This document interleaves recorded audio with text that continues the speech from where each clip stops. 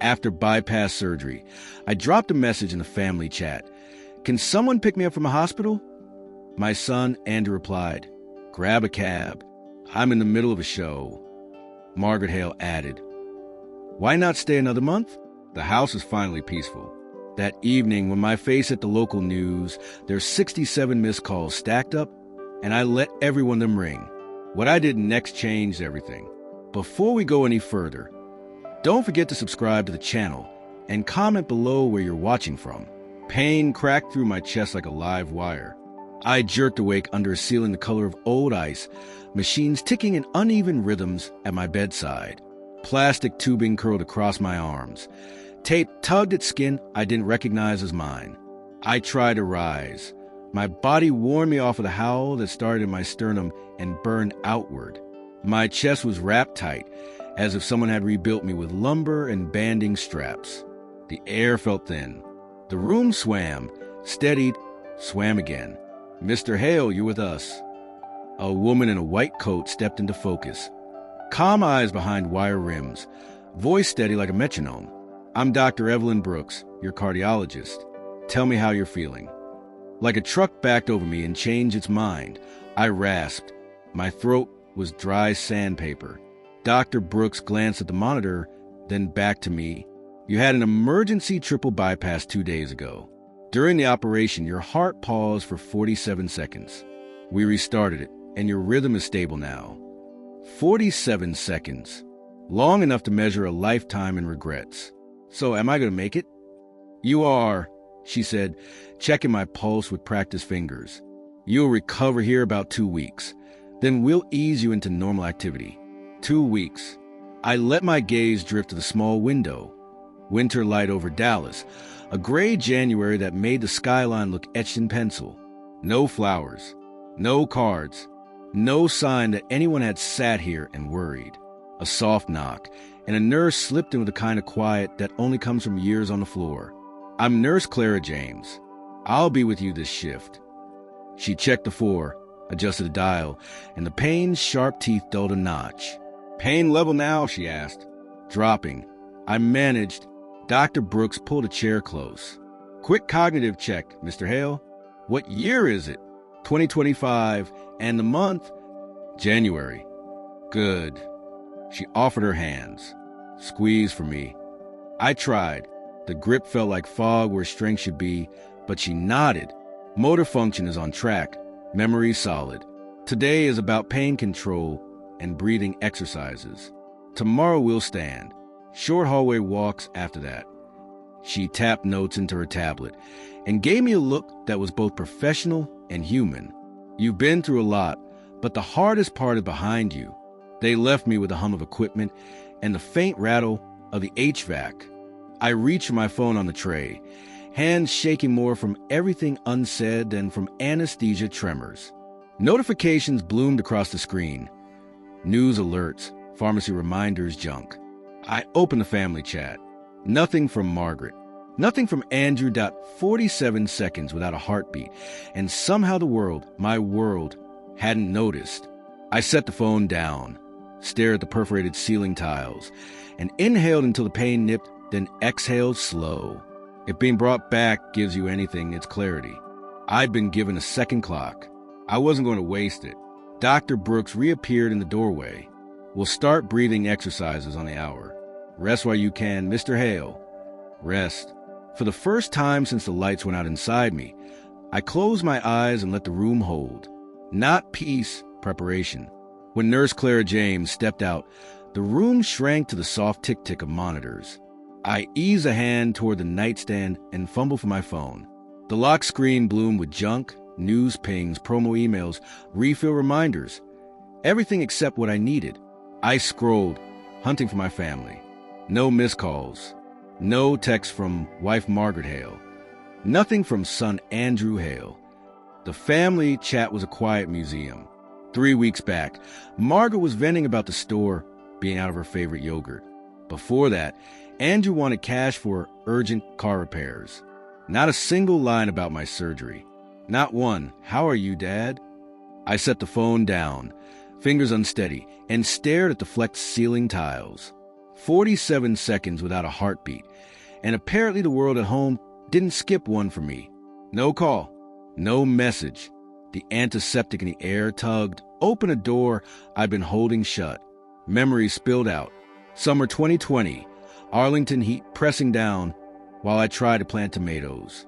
The clamp hit tight, merciless, around my ribs. I gripped a fence post until the pressure eased and told myself it was just the sun. From the porch, Margaret Hale called, iced tea in hand. "Edward, you're being dramatic, coming before you keel over." I laughed it off. 66 and still sturdy, I told myself. A little water, a little rest, and I'd be fine. But the spells kept coming. By 2021, the staircase to our bedroom felt like a summit attempt. I'd pause on the landing, clutching the rail while my heart hammered like it wanted out. Margaret never looked away from her shows. "You're getting older," she'd say. "Maybe slowed down on the weekend projects." I didn't mention the metallic tang in my mouth or the way the room tilted when I stood too fast. She had a book club and charity calendars to manage. Son was even less helpful. When I told him I was exhausted all the time, he barely glanced up from couch. "See a doctor, Dad. Actually, that's pricey. Try vitamins first." 28. Living in our basement, and worry my medical bills might shrink his future slice. The real collapse came on a Tuesday in March 2023. I was making coffee when a sledgehammer pain caved in my chest. Coffee grounds sprayed the floor as I slid to the cold linoleum. "Margaret." I rasped, barely audible. She found me 10 minutes later, breath sawing in and out. "Did you fall?" she asked, already glancing at the clock. "I've got a salon appointment. Can you drive yourself?" So I did. I crawled my way to the ER. A young physician with steady eyes introduced herself as Dr. Evelyn Brooks. "Mr. Hale, you've had a mild heart attack," she said gently. "We need more tests." And those tests finally wrote in ink what I'd been trying to erase for years. All that ignored pain had been keeping score. The chest pain had been creeping up for years. I wasn't worn down by age or stress. My arteries were just closing in like rusted pipes. "Without surgery, you have maybe 6 months left," Dr. Evelyn Brooks had told me last November. "But with a triple bypass, you might get 10 good years." I'd driven home afterward in my old Chevy, hands shaking on the steering wheel. 10 more years. But what good were they if the people I loved barely noticed I was fading? The sound of my hospital room door opening pulled me back to the present. Nurse Clara James peeked in with her gentle smile. "How are you feeling today? Need anything for pain?" I just nodded, pretending to check my phone again. Still no messages. Not from my wife, not from my son. She gave me that knowing look before leaving. Surgery gives people time to think. Sometimes too much time. 2 weeks since the operation. 2 weeks of silence. Maybe my family hadn't been told. Maybe there'd been some mistake. Surely, after 45 years of marriage and raising a child together, I still meant something, right? The morning of January 29th came crisp and bright. My freedom day. I packed what little I had into an old sports bag my wife once gave me for fishing trips. Reading glasses, a half-read paperback, pajamas that still carried the faint scent of home. My chest felt sturdier, though the stitches pulled when I moved. Dr. Brooks had signed the discharge papers with a smile. "You're lucky to be alive. Make the most of the second chance." Lucky. I checked my phone for the 20th time that morning. Nothing. No call. No text. Just silence. I tried to type something in the family group chat. "Hi, everyone. I'm coming home today. Can't wait to see you." Delete. Too desperate. The hospital is releasing me today. Looking forward to being home. Delete. Still too much. Finally, I settled on. Doctor says I can leave today. I would love to see everyone. I pressed send and placed the phone beside me. The reply came faster than I expected. Andrew's name lit up first. "Call a taxi. I'm watching TV." I read it 3 times, not sure if my chest hurt from the stitches or the words. 47 seconds without a heartbeat. 2 weeks in intensive care. And my own son couldn't pause his show. But surely my wife would be different. We'd built 45 years together. She wanted me home. Her message appeared below his. Stay in the hospital another month. It's better without you. The phone slid from my hands onto the thin white blanket. The words on the phone screen burned into me like a cruel brand. Stay another month. It's so good without you. I sank onto the edge of the hospital bed, my sports bag slipping to the floor with a dull thud. The morning sunlight streamed through the blinds, but it no longer felt warm. It mocked me. The ache in my chest wasn't from stitches or surgery. It was from somewhere deeper, beyond the reach of any scalpel. Nurse Clara James appeared in the doorway, clipboard in hand. She paused, read my face, and stepped inside, gently closing the door. "Mr. Hale, you look pale. Is it painful?" I shook my head, unable to speak. She noticed the phone lying on the blanket, glanced at the screen, and her expression softened. "I'm sorry," she said quietly. "Family, it's complicated." That was one word for it. Another was betrayal. I'd poured 45 years of my life into being a provider, a husband, a father. And here I was discarded, unwanted. My absence meant more peace than my presence. I looked at the discharge papers spread across the blanket. Lists of medications, recovery instructions, guidelines for the new life I was supposed to have. But as I sat in that sterile room, staring at Margaret's words on my phone, those papers didn't look like medical instructions anymore. They looked like freedom. They were proof. Proof that I'd been a fool for 4.5 decades. I walked out of Memorial Hospital on shaky legs. Each step reminded me I had nearly died, and nobody in my family cared. The taxi driver waiting at the curb was an older man with kind eyes.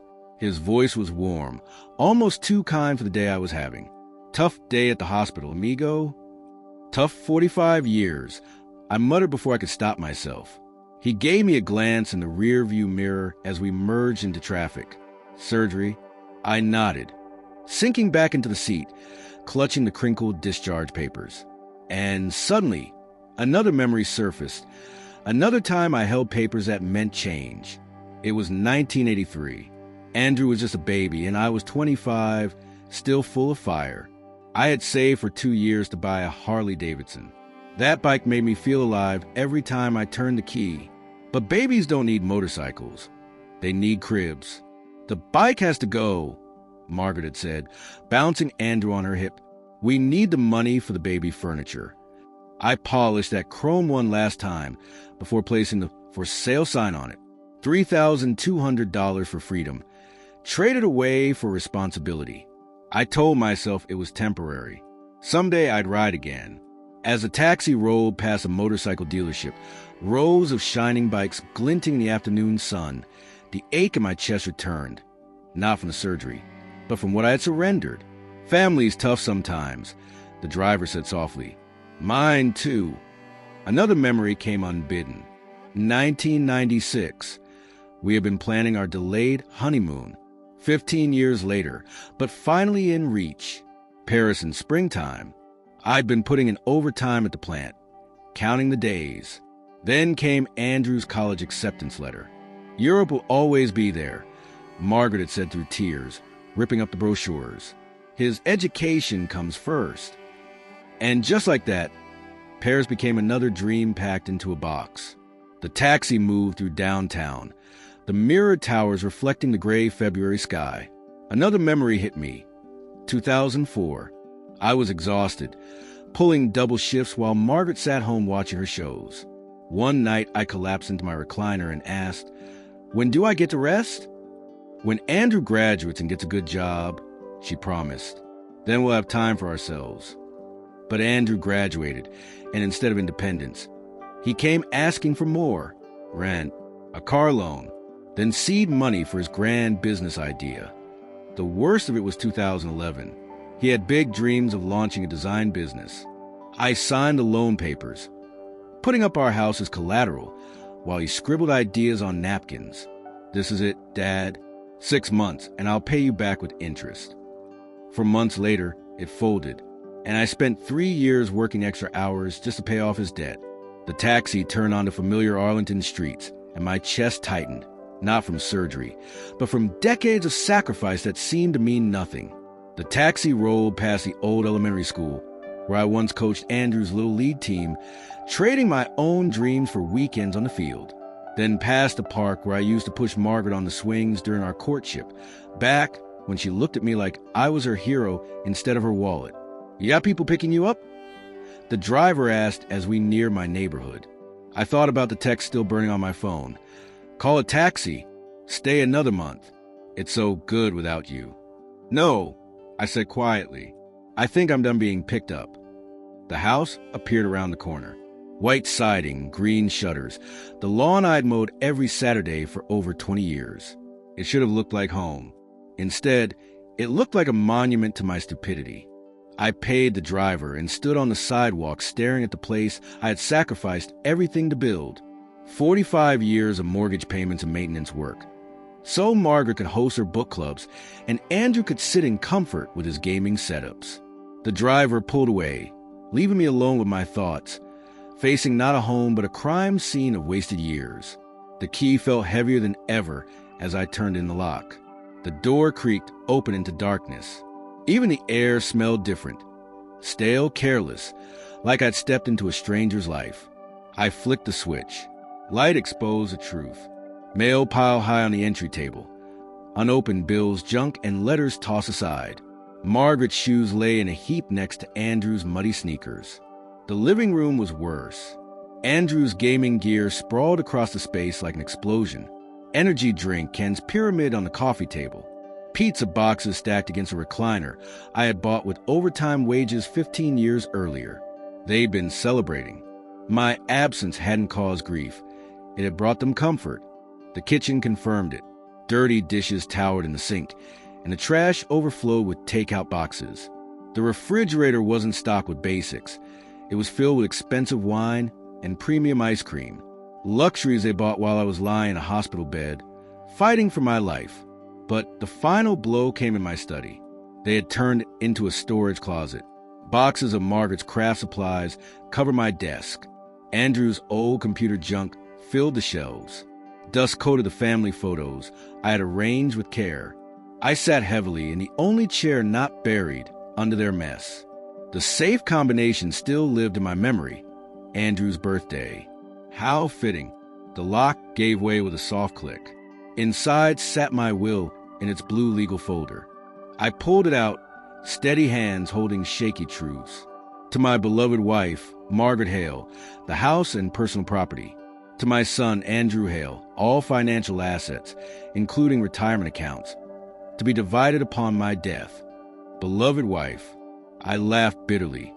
The sound hollow in the dusty room. The same woman who told me to stay in the hospital longer because it was so good without me. My son, a 38-year-old man, too busy watching television to pick up his father from the hospital. I glanced at the photos on the shelf. Wedding pictures, 2 kids in love, smiling at a future that never came. Andrew's baby pictures, all innocence and promise. Family vacations where I smiled through exhaustion, always calculating costs in my head. In every frame, I was the same provider, protector, fool. Not anymore. I pulled out my phone and searched. Estate Attorneys, Dallas. Names and numbers filled the screen. One firm stood out, Jonathan Hale and Associates. Specialists in estate planning and charitable giving. Perfect. I looked around one last time at the wreckage of my study. The boxes, the dust, the evidence of disrespect. Then down at the will in my lap. Tomorrow, I would call Mr. Hale. Tomorrow, I would fix the biggest mistake of my life.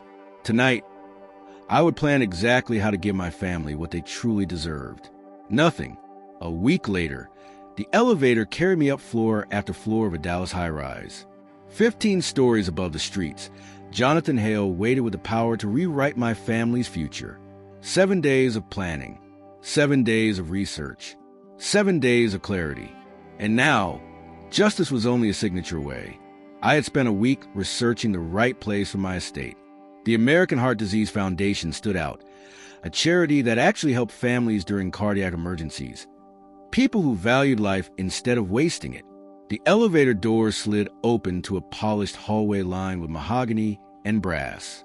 The name Hale and Associates gleamed in gold letters across frosted glass. Mr. Hale. The receptionist greeted with a warm, professional smile. Mr. Hale will see you now. Jonathan Hale's office overlooked downtown Dallas through floor-to-ceiling windows. Shelves of heavy law books filled the walls between framed degrees from universities I'd never dreamed of attending. He was younger than I expected, perhaps mid-50s, silver hair, intelligent eyes, and a calm presence. "Please sit," he said, motioning to the leather chair across from his massive desk. "I understand you want to make significant changes to your estate plan." I lowered myself into the chair, balancing my folder of documents on my knees. "I want to leave everything to charity. Nothing for my family." His eyebrows lifted slightly. "That's a substantial change. May I ask what's driving this decision?"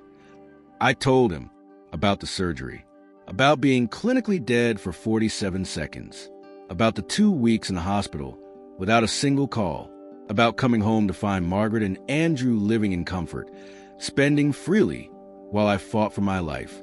Jonathan listened without interruption, jotting notes on a yellow legal pad. "Mr. Hale, I must ask, are you certain this isn't just anger speaking? After a medical crisis, decisions can be clouded." I pulled out the folder and spread the proof on his desk. Emails, bank statements, hospital records. "This isn't anger. It's clear." He studied the documents carefully. "You've done your homework. The American Heart Disease Foundation is an excellent choice. They fund research, provide housing for families, support recovery programs. It would be a meaningful legacy." "Exactly," I said. "People who actually appreciate the gift of life. Unlike my family. We could structure this as a charitable remainder trust," Jonathan explained. "You would retain lifetime use of your home, receive a modest monthly stipend, and upon your death, everything transfers to the foundation." "Perfect," I said. "I can live comfortably, and when I'm gone, my family gets exactly what they've earned." "Nothing." He hesitated. "Not even a token amount? Something for your wife or son?" The word came out sharper than I intended. "No. They're adults. They learn to stand on their own." Jonathan studied me for a long moment, then nodded. "Very well. It will take about an hour to prepare the paperwork. Are you absolutely certain?" I thought of Andrew's message. "Call a taxi. I'm watching TV." I thought of Margaret's words. "Stay another month. It's so good without you." I looked Jonathan straight in the eye. I've never been more certain of anything in my life. The next hour passed in a blur of legal language and document drafting. His secretary brought in 2 paralegals as witnesses, strangers who didn't know me, but would stand as proof. "This document revokes all previous wills and codicils," Jonathan explained as he slid the papers toward me. "Upon your death, your home and all assets will transfer to the American Heart Disease Foundation. You retain lifetime residence rights and a modest income." I read every line twice. No mention of Margaret, no provision for Andrew. Just clean, precise language that cut them out completely. The signing itself was simple. 3 signatures, 2 witnesses, 1 notary stamp. And just like that, 45 years of sacrifice erased with black ink on white paper. Jonathan handed me certified copies. "I'll contact the foundation this week. They may wish to coordinate a public announcement." "Media announcement?" I asked. The thought made me smile. Public recognition for charity. Public humiliation for my family. "Their offices are on the 12th floor," Jonathan continued. "Rebecca Mills, their media coordinator, is excellent at handling these stories." I tucked the certified copies safely inside my jacket and rose from the chair. At the door, Jonathan shook my hand with genuine respect. "You're giving a remarkable gift, Mr. Hale. The foundation helps hundreds of families every year. Families who actually deserve help," I replied. The hallway outside seemed brighter as I walked toward the elevator. Behind me, Jonathan's office held the machinery of justice. Ahead, the foundation's offices waited, with the power to turn my private satisfaction into a very public statement. 3 floors down, the elevator doors opened to a bright reception area lined with heart health posters and success stories from grateful families. "Mr. Hale, a confident voice called. A woman with sharp efficiency and a warm smile approached. I'm Rebecca Mills, media coordinator. Welcome. The Heart Foundation's director welcomed me into her office. Her shelves were lined with framed articles and awards, each one proof of her success in rallying support for patients like me.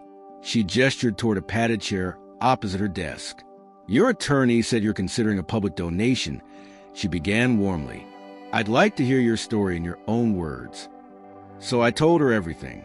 The surgery, those terrifying 47 seconds when my heart stopped, the days of abandonment in the hospital, the cold cruelty of the text messages I received. She listened without interruption, jotting notes on a yellow legal pad. When I finished, she leaned forward. This is incredibly moving, she said. People need to hear this. Your experience could change lives by showing how devastating it is when a family turns their back at someone's most vulnerable moment. I nodded. If my pain can keep someone else from going through the same, then at least it has meaning. She reached for the phone and dialed. Channel 8? This is Rebecca Mills with the Heart Foundation. I have a story you want to cover. She explained briefly, her eyes brightening as she spoke. Within minutes, she hung up and smiled. They'll send a crew this afternoon. And it couldn't be better timing. Heart Disease Awareness Week begins Monday. The hours before the interview passed quickly. Rebecca coached me on what to highlight.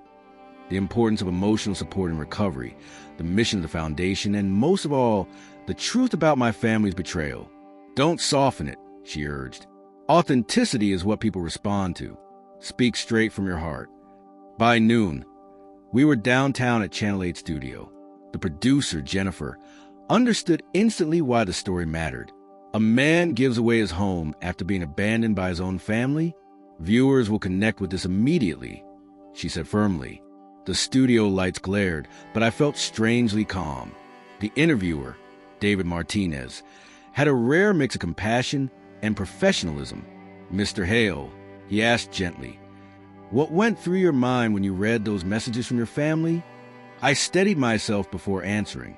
I realized that love must be a two-way choice. For 45 years, I gave everything to them.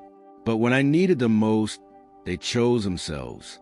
Gratitude is never owed. It's offered freely. He nodded thoughtfully.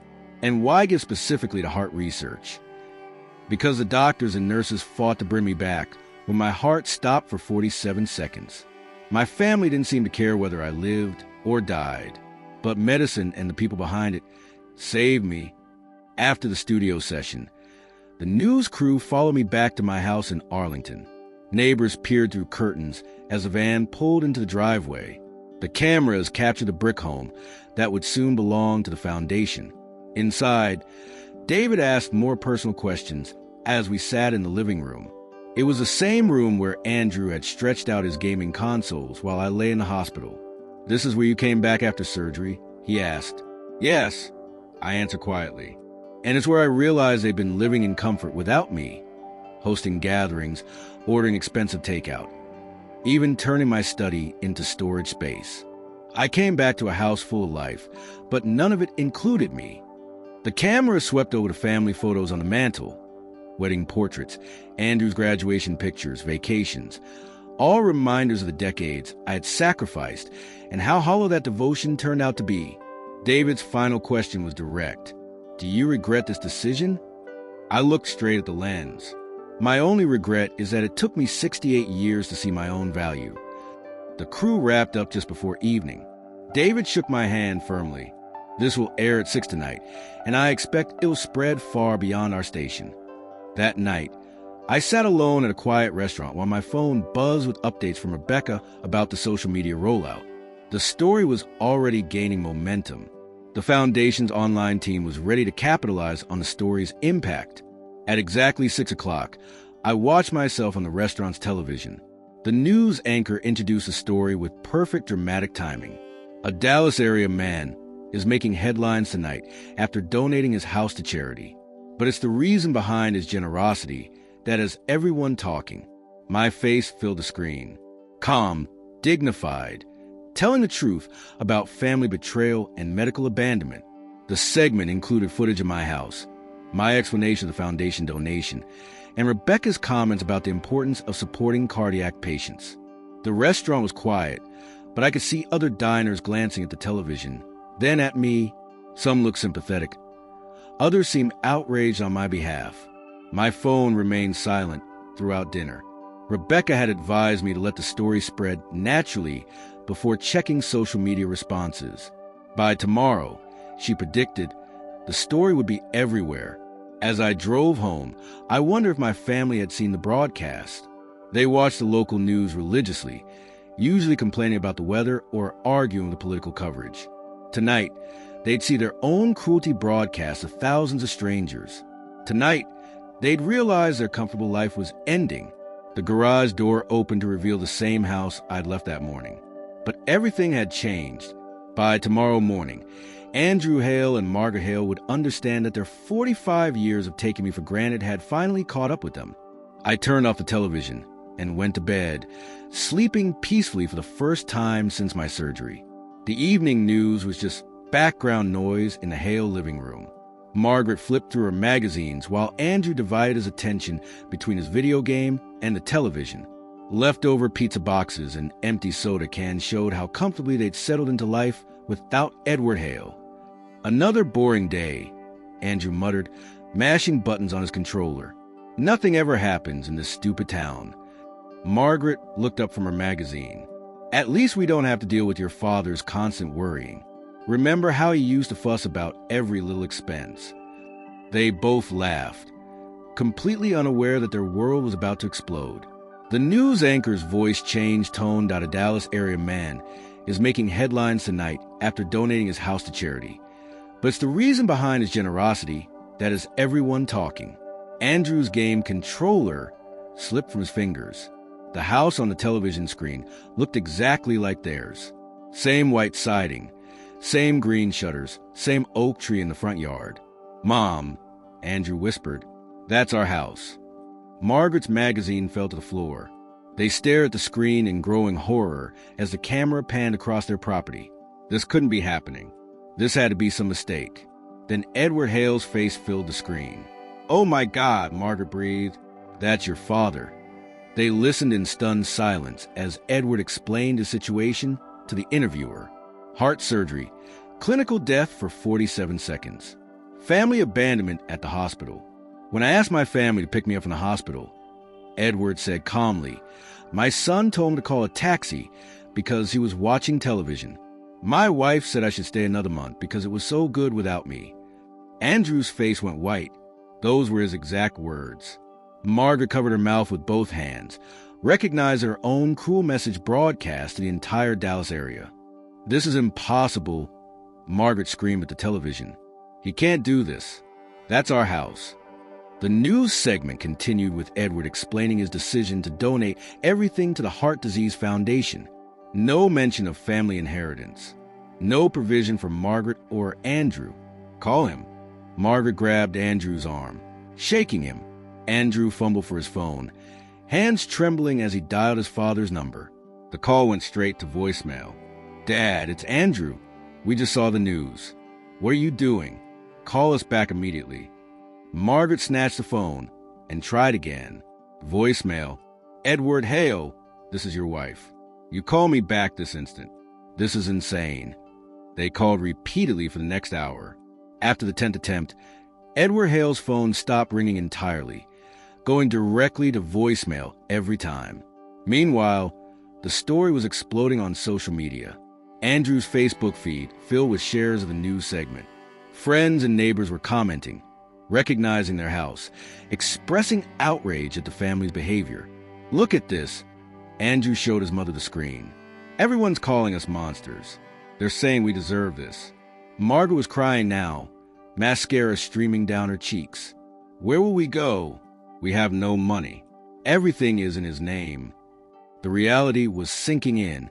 The house, the bank accounts, the retirement funds, everything belonged to Edward. They lived so comfortably for so long that they'd forgotten they owned nothing. By 10 o'clock, they'd left 67 voicemails and sent dozens of increasingly desperate text messages. Edward wasn't responding to any of them. "He's lost his mind," Andrew said, pacing frantically around the living room. The surgery damaged his brain. He doesn't know what he's doing. Or maybe he knows exactly what he's doing, Margaret whispered, staring at the phone in her hands.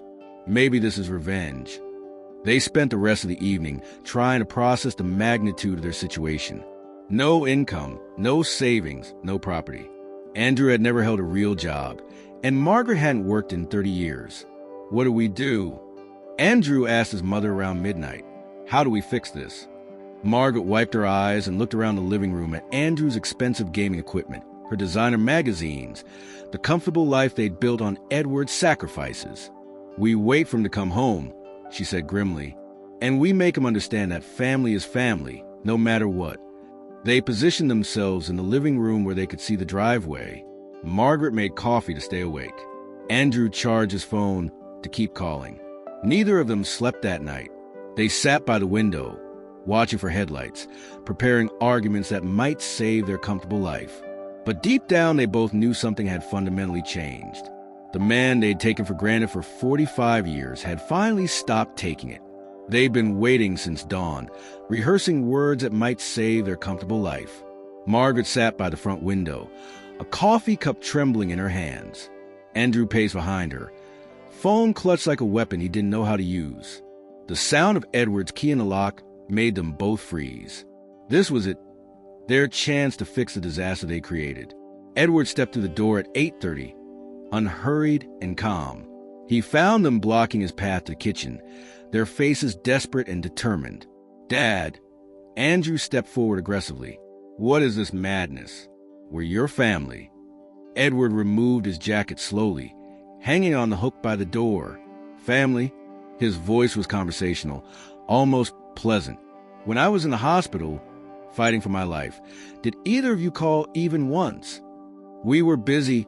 Margaret's voice cracked with false indignation.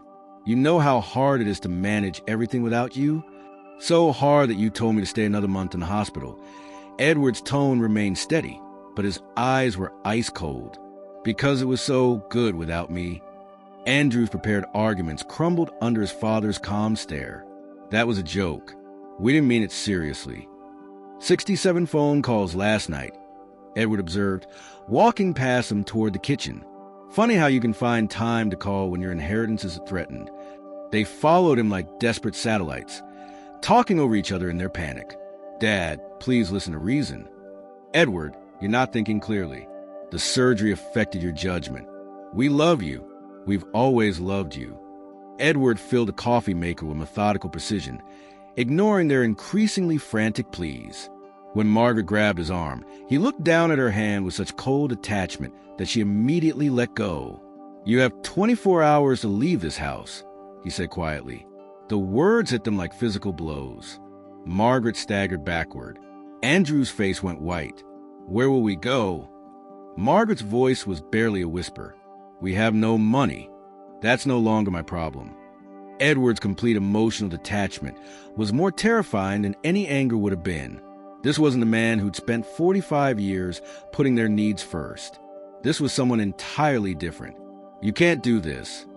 Andrew's voice rose to a shout. I'm your son. This is my home. Your home? Edward turned to face him directly. When did you last pay a mortgage payment? A utility bill? When did you contribute anything besides dirty dishes and demand for money? Andrew opened his mouth, but no words came. The truth was too obvious to deny. Margaret tried a different approach, forcing tears. Honey, I know we made mistakes, but 45 years of marriage has to count for something. It did count, Edward replied, pouring his coffee. It counted for everything until you showed me exactly how little I meant to you. We can change. Margaret's desperation was palpable. Now it will be different. We'll appreciate you. For how long? Until the next time you need something? Until I'm too old and sick to be useful? Edward shook his head. I'm 68 years old. I don't have time to wait for you to become a decent person. He walked to the kitchen table and sat down with his coffee, opening the morning newspaper as if they weren't there screaming at him. The foundation will take possession next month, he said without looking up. You have until then to find somewhere else to live. This is our house too, Andrew insisted. Check the deed, the father replied calmly. Check the bank accounts. Check any legal document you can find. Everything is in my name, because I earned it while you both lived off my work." The morning light poured through the kitchen window, shining on the ruins of their certainty. For 45 years, Margaret and Andrew had assumed the father would always provide, always forgive, always endure. They were wrong. Margaret slumped into a chair, finally grasping the weight of what was happening. Andrew stood rigid, staring at the crumbling inheritance he thought was guaranteed. "When I come back from my walk," the father said, slipping on his coat, "I expect to see packing boxes." He glanced at his watch, 9 o'clock sharp, then moved toward the door. "Dad, wait," Andrew began. 23 hours and 58 minutes. The father cut him off, closing the door softly behind him. Inside, Margaret and Andrew sat in stunned silence. Outside, the father walked down the street he'd called home for 2 decades, lighter with every step. Through the window, he could see them motionless, as if struck by lightning. Justice, he thought, had a strangely peaceful feeling. When he returned from his walk, packing boxes were stacked by the front door. They had taken him seriously. Margaret was frantically wrapping dishes in the newspaper, while Andrew made multiple trips to his car with his gaming equipment. The father settled into his rocking chair on the porch, coffee in hand, where he could watch their desperate activity unfold. The morning air was crisp, perfect for new beginnings. "Dad, this is your last chance," Andrew called out, struggling under the weight of the computer monitor. "We can fix everything." "You had 45 years of chances," the father replied without looking up from his newspaper. Margaret appeared in the doorway, hair wild, eyes red from tears. "Edward, honey, I didn't mean that message. I wasn't thinking clearly." "That's the problem, Margaret," the father said evenly. "You never think of anyone but yourself." The packing was frantic and disorganized. Decades of possessions had to be sorted in less than a day. Margaret darted in and out of the house with sentimental trinkets, while Andrew debated whether old video games were worth the trunk space. By noon, Mrs. Henderson from next door stopped by, drawn by the chaos. "Everything all right, Mr. Hale?" she asked, eyes darting between the boxes. "Just some family changes," the father answered pleasantly. She nodded, though her curious glances betrayed she had seen the news. The whole neighborhood probably knew by now. Throughout the afternoon, Andrew's appeals shifted from rage to bargaining to desperation. "This is insane. You can't survive without us," he shouted. "What if we paid rent? What if we help with bills?" he bargained. Finally, his voice broke. "Dad, where do we go?" "Mom hasn't worked in 30 years. I've never had a real job." "I've lived 68 years, the father replied calmly. "I'll manage." Margaret tried her arsenal of manipulation. Tears, health concerns, pleas about their marriage, reminders of happy times. None of it moved him. He had seen this performance too many times. By 4 o'clock, both cars were packed to the brim. Clothes stuffed into bags, boxes crammed into trunks, but furniture, appliances, and countless belongings had to be left behind. "We'll be back," Andrew muttered angrily, slamming the trunk shut. "You can't keep us out forever." "You're welcome to visit," the father said, "after you call first." Margaret lingered by her car, keys in hand, staring at the house she had lived in for 20 years. "I never thought it would end like this," she whispered. "Neither did I," the father admitted. "I thought you'd learn to value what you had." At exactly 6 o'clock, 24 hours after his ultimatum, both cars rolled out of the driveway. Margaret was crying. Andrew was seething. But they were gone. That night, the father sat on his porch until the sun dipped below the horizon. For the first time in 45 years, the silence was his alone. And it was beautiful. Inside, the empty house echoed with his footsteps. No television blaring, no petty arguments, no endless demands. Just peace. He opened a desk drawer where, for 20 years, he had hidden travel brochures. Colorado mountains, Arizona deserts, national parks he had longed to see, but never had time for. Time. Now he had nothing but time. February passed in quiet solitude as he adjusted to his freedom. In March, He finally set out, his first true adventure since before marriage. Big Bend National Park welcomed him with desert horizons and silence that stretched for miles. Around a campfire, he met Tom, a retired teacher from Oklahoma. "First time out here?" Tom asked, noticing the brand new gear. "First time anywhere," the father admitted. "I'm 68, and this is my first trip for pleasure." Tom laughed warmly. "Son, it's never too late to start living for yourself." By April, he was in Colorado, hiking mountain trails with a camera slung over his shoulder. The thin air tested his heart, but the beauty of the peaks filled him with strength. For the first time in decades, he felt alive. Snow-capped peaks mirrored in crystal lakes. Wildflowers spilled across high meadows. Sunrise painted the granite cliffs in gold. May brought new friendships. Sarah, a widow from Denver, introduced me to advanced photography techniques during a senior hiking group. We spent hours walking mountain trails, discussing composition and light, at elevations my doctor would have forbidden just 6 months earlier. "You're glowing," the doctor observed during my regular checkup. "Your recovery is remarkable." "What's changed?" "Everything," I told her. "I'm finally living for myself." My foundation worked deep into the spring. Rebecca featured my travel photos in their newsletters, showing other heart patients that life after surgery could be an adventure, not just survival. "Your story has already saved dozens of families," Rebecca said over coffee in June. "They've learned to value each other while they still can." But my favorite moments were with new heart patients, men and women on the edge of surgery, terrified and alone. I shared not only the medical facts, but the emotional journey of reclaiming self-worth. "Family support matters," I told them, "but self-respect matters more." Summer stretched into longer trips. Arizona's desert bloomed in sudden bursts of color. Utah's red rock canyons tested my eye for photography. New Mexico's ruins whispered of civilizations centuries older than my regrets. At 68, I was healthier than I'd been at 58.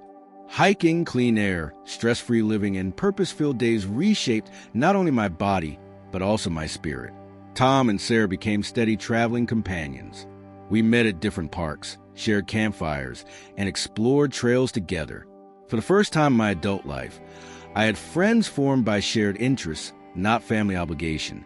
"You're like a different man," Sarah said one evening as we watched the sun sink behind Zion's cliffs. "What were you like before?" "Tired," I answered simply. "Very, very tired." Rebecca's team shared my adventures online, an older man rediscovering joy in nature, stories of healing through truth, inspiration for others to pursue dreams long postponed. Messages poured in from across the world. Heart patients shared their struggles. Adult children recognized themselves in Andrew's past entitlement. Spouses saw echoes of the wife's patterns, years of devotion taken for granted. By July, I returned to Arlington, not because I had to, but because I wanted to.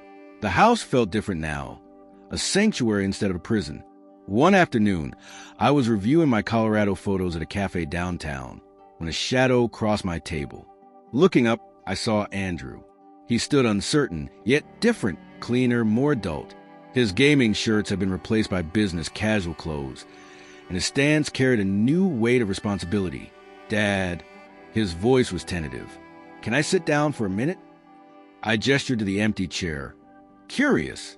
6 months had passed since the eviction, but my son looked as if he had aged 5 years, in the best way. "You look well," he said as he sat at a tan, healthy. "Travel agrees with me," I answered, closing my photo album but not putting it away. "How are things, Andrew?" "Different." He paused, searching for the right words. "I found a job full-time at an advertising agency downtown. I designed marketing materials." I nodded, waiting. "I rented a small apartment too. Nothing fancy, but it's mine. I pay rent, buy my own groceries, do my own laundry." "That's good, son." Andrew pulled out his phone and showed me pictures. A modest studio, clean and orderly, sparse furniture, but everything in place. "How's your mother managing?" I asked. "She's learning. Got a sales job at Macy's. Rented her own place." He lowered his gaze. "We don't see each other much." We're both busy working. I sipped my coffee, studying him. The arrogance was gone, replaced by humility. "Dad, I'm not asking for forgiveness," Andrew said suddenly. "I'm not asking to move back, or for money, or for you to change your will." That surprised me. "What are you asking for, then?" "A chance to prove I've changed.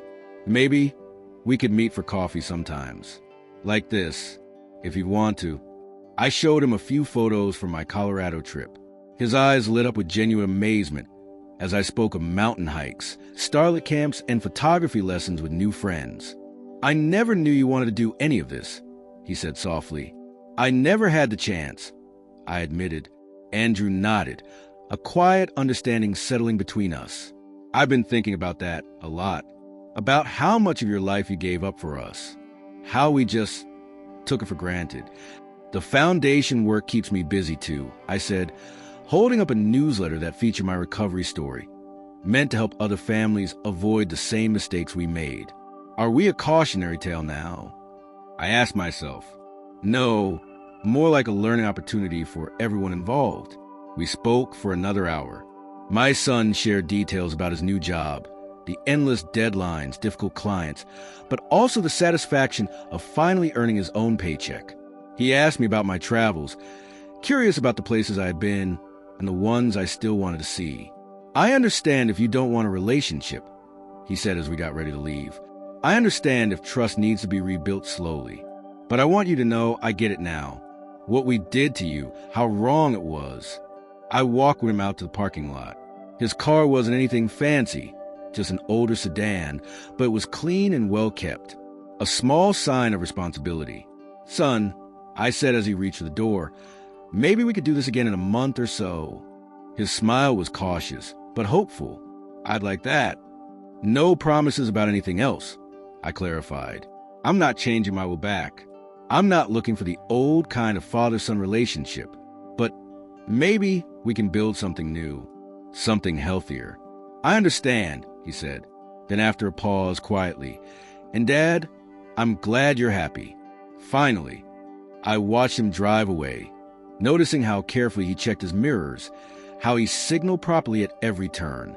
Small details, but they showed me he was finally paying attention to life.